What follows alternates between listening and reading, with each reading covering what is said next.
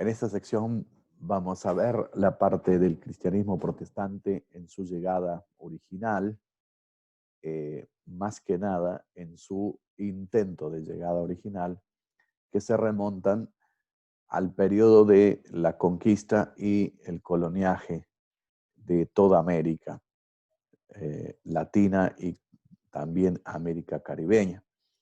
En cuanto a los materiales que se leen y se estudian para este tiempo, no encontramos grandes obras, exceptuando algunas, que son importantes para nosotros desde la perspectiva del protestantismo. Encontramos historias desde la filosofía, como Enrique Dussel, con sus varias obras. Encontramos desde la sociología a Jean-Pierre Bastian, con trabajos muy bien realizados, publicados por Fondo de Cultura Económica de México, y otras obras importantes, tales como la historia de Pablo Deiros. Es un libro muy bien formado artesanalmente. De estas obras hay pocas, desde la perspectiva del protestantismo. Lo que más se estila hoy son obras pequeñas, locales, muy fidedignas y con autores más prolíficos, también no tanto a la manera global de América Latina, pero encontramos cada cual tiene una especialidad de un área o de una localidad. Acá encontramos una muy buena obra de, este, de Luis Orellana en cuanto a la obra de la Iglesia Evangélica o los avivamientos en Chile. Otro también que se remonta a Huber, la obra propia del gran pionero en Chile. En Argentina tenemos un modelo del pentecostalismo por Norberto Saraco. Son obras más pequeñas, quizás más rápidas de leer. Bueno, todas ellas constituyen un rico filón de investigación de América Latina. Hay también obras hechas por CONICET en Argentina, PROLADES en Costa Rica y otros grupos donde trabajan la historia en sí. En este particular quería mostrarles, si ustedes pueden ver el mapa, de la llegada de los primeros los primeros protestantes hacia América Latina. Encontramos una historia donde demuestran la llegada de los primeros que han llegado durante la conquista.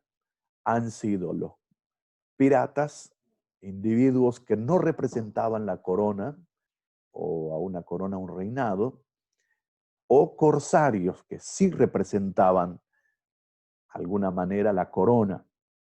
Por cierto, no era ni española ni portuguesa, eran coronas holandesas, generalmente inglesas, que buscaban más que nada el famoso sueño dorado del oro en América Latina.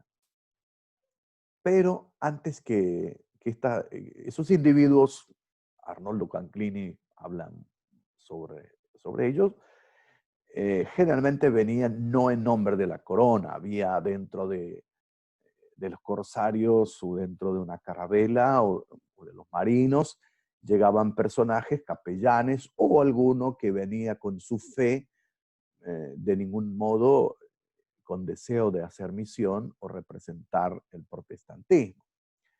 Lo que sí encontramos en este tiempo son varios intentos de llegada del protestantismo a América Latina que son frustrados. Son frustrados por varias razones propiamente dichas. Y encontramos dentro del mapa que podemos ver en la plaquita aquí, una primera colonia francesa en Brasil, una colonia holandesa en Pernambuco, Brasil también. Fijémonos las fechas. La colonia francesa de Río Janeiro, la zona Niterói, desde el 1555 al 1567. Vemos la ecuación que son pocos años. la colonia holandesa en Pernambuco, 1624-1655, la colonia alemana de Venezuela, 1529-1546, y lo mismo encontramos un periodo corto, 1698-1700, los primeros 10 en la colonia de Panamá, escocesa. Y lo que sería la Florida hoy, una colonia francesa, 1564 y 1565, un año solamente perduraron. Cada una de ellas, por diferentes razones que llegan, no eran protestantismo de misión, eran protestantismo más bien representando a sus coronas. Aquí encontramos los hugonotes en la bahía de Guanabara.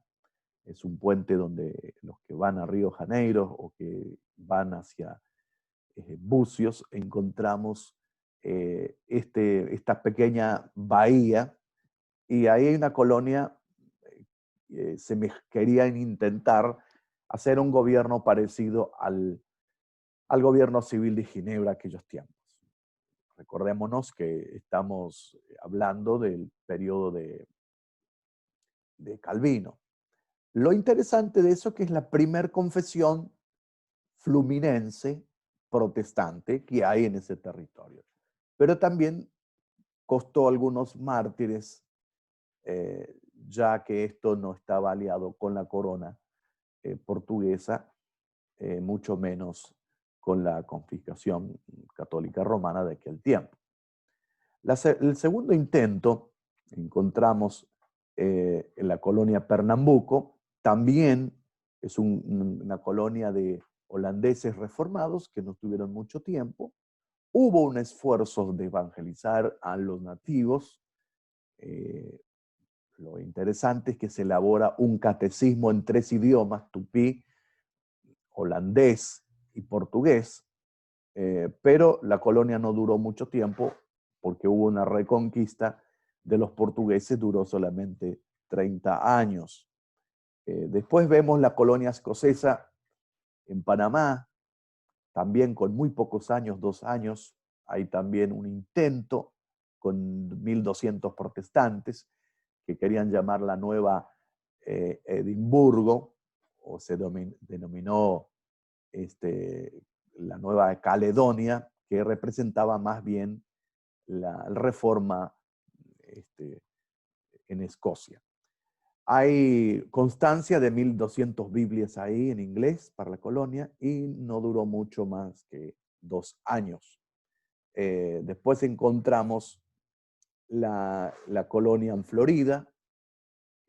Son franceses hugonotes que están ahí, pero no fueron bien recibidos por el clima, por el lugar poco atractivo, la Florida, y muchos de ellos han muerto diezmados por la malaria, por las enfermedades y también por las persecuciones de la Inquisición, donde fueron perdonados solamente niños y mujeres. Los demás fueron degollados por la Inquisición. Encontramos piratas particulares interesantes, que hay algunos nombres todavía titulados a los lugares de Argentina, del sur y otros lugares caribeños. La placa misma nos puede dar, como Francis Drake, Enrique Morgan, Eduardo Verón, Juan Hawkins. Bueno, todos ellos estaban al servicio de su país y para hostigar a la corona española y portuguesa. Más que nada quedaron en el dominio caribeño, por eso podemos encontrar mucha presencia caribeña en el Caribe de protestantes como cuáqueros, anglicanos y bueno, en lugares que no son la América Latina, ¿no? Como decíamos anteriormente, el Index y la Inquisición no han prestado posibilidades, ¿no? Hay muchos protestantes en el Caribe. Podemos encontrar la Isla Tortuga, en Barbados, muchos misioneros metodistas, bautistas, cuáqueros. Hasta hoy notamos presencias grandes de ellos allí. Pero directamente podemos decir que después de las expediciones inglesas, la presencia del protestantismo, propiamente dicho, va a estar a cargo de los colportores. Los colportores son una especie de, no de misioneros, sino que más que nada es la llegada de hombres que van a hacer un trabajo pre-evangelístico o van a estar vinculados con la educación y sobre todo una educación que está basada en la distribución de Biblias. Y allí encontramos el primer personaje interesante, que es Diego Thompson, James Thompson, él mismo se cambia el nombre para eso, que llega nunca antes de la independencia o de las revoluciones por la independencia de los países. La primera vez que llega es la Argentina, en el año 1818, a pedido de la primera Junta de Gobierno, con Bernardino Rivadavia, que la primera Junta de Gobierno mira, observa muchos de los integrantes, ya estaba Belgrano, bueno, posteriormente San Martín, todos los personajes de la Junta también, que ellos pasaron por Francia, muchos de ellos estudiaron en España, vieron algunos aspectos de la reforma en Inglaterra y del crecimiento que hubo allí en esta revolución francesa y inglesa también. Muchos de ellos anhelaban tener un modelo de país y de educación para aquel tiempo. Si hacemos un poco memoria de la historia, sí, estaban los Borbones, que estaban acá a mando de la educación y del gobierno de los fines del tiempo de la corona, entonces necesitaban cubrir un espacio. El personaje que les nombré, Diego Thompson, es interesante porque llega a la Argentina primeramente y constituye un modelo de educación muy criticado en este tiempo. Claro, tenemos que ubicar a estos hombres en su contexto. Él está poco en Argentina, va a ser invitado por O'Higgins a Chile, pero deja el modelo de educación lancasteriana, ¿qué significa el modelo lancasteriano?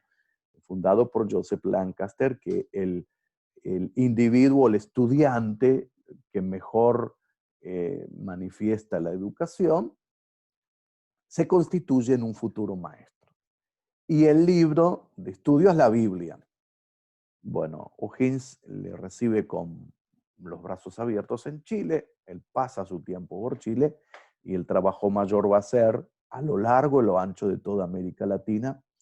Lo interesante de Diego Thompson es su encuentro con San Martín en el Callao, Perú. Hay una carta hecha, un diario de vida de Diego Thompson, todavía está disponible en un inglés muy de aquel tiempo, un inglés difícil de leerlo, pero se puede encontrar muy bien la lectura y se puede apreciar la llegada de Diego al Callao. Diego llega con una carta de O'Higgins y San Martín se encuentra en el Callao y cuando recibe la carta lo observa hacia la altura de Diego y lee la carta y dice, Mr. Thompson. Y bueno, le da un abrazo. Ese es el encuentro de Diego con San Martín. Después otra vez se encontraron porque Diego Thompson tenía un pequeño cuarto donde de vez en cuando el Libertador se encontraba con él. Diego trabajó incansablemente, llegando a Colombia, México. Por cierto, regresó a su patria natal, se casó y volvió y terminó su vida casi trabajando, repartiendo Biblias, comprando Biblias de la aduana confiscadas para poder evangelizar. Así que este es el inicio de la presencia protestante en América Latina. De aquí en más vamos a trabajar sobre la presencia estable ya del protestantismo histórico, que va a ser de la mano de los inmigrantes. En ninguno de ellos dos hay una influencia fuertemente misionera. Los misioneros que van a venir ya van a venir a fines del siglo XIX, principio del siglo XX, una clase de misioneros de foráneos de Estados Unidos, eh, misioneros que vienen del campo, misioneros que no vienen de la urbe y se encuentran con una América Latina en partes bastante avanzadas, caso como la ciudad de Buenos Aires, que buscaban crecer en esto. Hay otros casos también de lo que conocemos nuestra América Latina, de la llegada de trabajos como Sarmiento, que trajo maestras, algunas de ellas eran protestantes. Así vamos a encontrar diferentes nichos en cada una de las regiones. Salva lugar para decir que el caso Brasil tiene una historia muy distinta, paralela a América Latina, pero con tenores distintos y con matices distintos. En ese sentido debemos dejar claro, y hay una historia muy rica también. Allí va a aparecer en primeros tiempos las grandes formaciones presbiterianas, los grandes cuerpos denominacionales van a estar presentes, no tanto para la misión, sino que para atender a las colonias que aparecen. Los primeros que van a aparecer son los anglicanos, que están detrás de las grandes empresas o corporaciones que van a trabajar construyendo los puertos, construyendo las líneas y ferrocarriles en las regiones más del sur de América Latina, América del Sur, y los países que más van a recibir inmigrantes van a tener posibilidades de tener grupos de protestantes que se van a reunir cada uno en nombre de su denominación. Algunos casos son denominaciones más históricas, otros casos con iglesias más libres, es decir, más de la línea evangélica. Pero podemos decir en conclusión que estos grupos no han sido misioneros intencionalmente, sino hasta la llegada de los primeros misioneros foráneos y posteriormente los líderes nacionales que van a surgir a los pies de estos grandes hombres y mujeres en algunos casos que van a llegar y van a forjar, van a influenciar algunas leyes y otros aspectos de las nuevas repúblicas que van a surgir. Así que bueno, damos por concluido esta parte, viendo que la presencia del protestantismo primero fue un acto fallido, aunque la llegada de algunos personajes que habían, no es importante este tipo de misión. Hay sombras del protestantismo también en el periodo histórico de la corona aún española y portuguesa, ya que los portugueses se dedicaban a la compra y venta de esclavos y lamentablemente países como Holanda e Inglaterra estaban involucrados con esta compra y venta de esclavos y donde el protestantismo no representado, pero podía estar presente de manera solapada en este negocio, ¿no?